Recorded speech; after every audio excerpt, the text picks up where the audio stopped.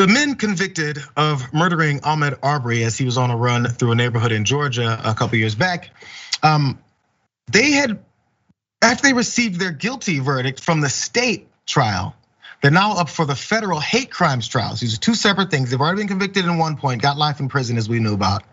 Then they're up for this federal trial for hate crimes, and a plea deal was reached temporarily, at least, where it would have allowed them to serve out the first 30 years of their life sentence in federal prison and then finish out in state prison. Now, for those of you who don't know, that's a more lenient sentence, and the family of Ahmaud Arbery were completely blindsided by this. Let's watch the attorney for the family talk about how upset they were. And the reason we turned down the first plea deal, a key component, was that they would serve their time in federal prison, which everyone agreed would be lighter and more accommodating, and an offer that we did not want to share with these men.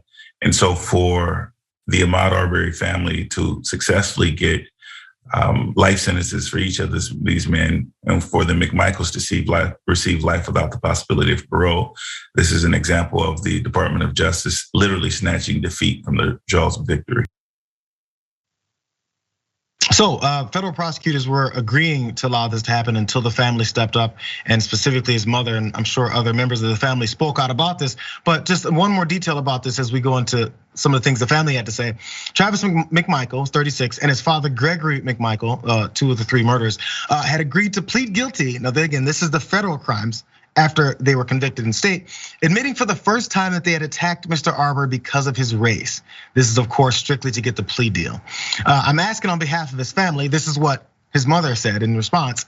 I'm asking on behalf of his family, on behalf of his memory, and on behalf of fairness, that you do not grant this plea in order to allow these men to transfer out of Georgia state custody into the federal prisons where they prefer to be, is what Wanda Cooper Jones said.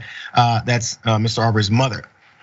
So specific details about the plea deals, they weren't included in the court filings in all this, nor was there any indication that an agreement had been struck with Mr. Bryan, who was involved in chasing Mr. Arbery, that was the third guy, through the neighborhood near Brunswick, Georgia, back in February of 2020.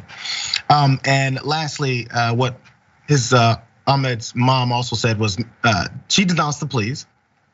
And in an interview with late Sunday, Ms. Cooper Jones said of the federal prosecutors, they went behind my back. I'm totally upset. My anxiety is through the roof. She said that federal officials had asked her earlier if she approved of a deal and that she had told them no. That's where we are. So we have a couple of guys, 3 of them, one of them that filmed it and helped chase, murder Ahmaud Arbery for running through a neighborhood jogging. And after being convicted in a state trial, we have a federal plea deal where the federal prosecutors were willing to go behind the family's back to give them a more lenient sentence where they can maybe live out their days a little bit more comfortably. That's just how it is here. Well, I mean, a couple of things, and I come at this perhaps a little bit differently than a lot of folks might think, and that is, I generally I support plea deals because it saves courts time and resources. And if a defendant, in any case, federal state says, I want to cut a plea deal, then I think a prosecutor should agree.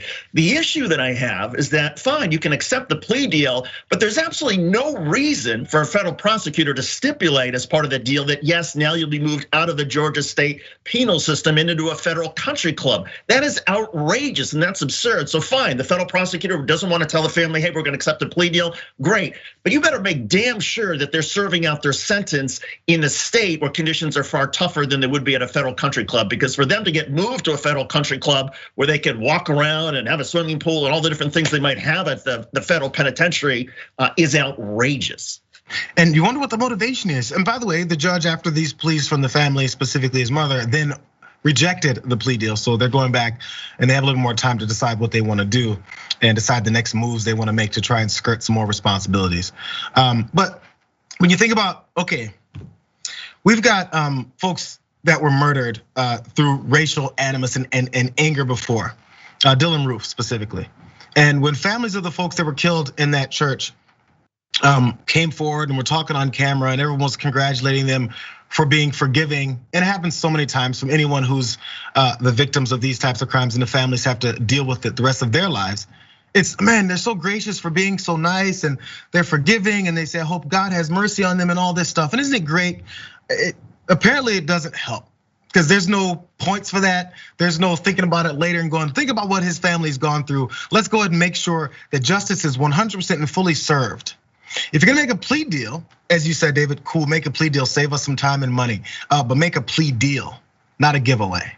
Right. I don't understand. And that's the thing is, prosecutors, and I sort of wonder about, is there some sort of racism going on in the federal prosecutor's office who did this? Because no federal prosecutor worth their salt would ever agree to the sort of stipulation that the judge ultimately rejected. So I think it's time to start asking questions to the federal prosecutors. What is wrong with you? What is your problem? Even for a judge in South Carolina, even to reject it. I mean, it goes to show just how bizarre the federal prosecutors are who are handling this case, and what a mess.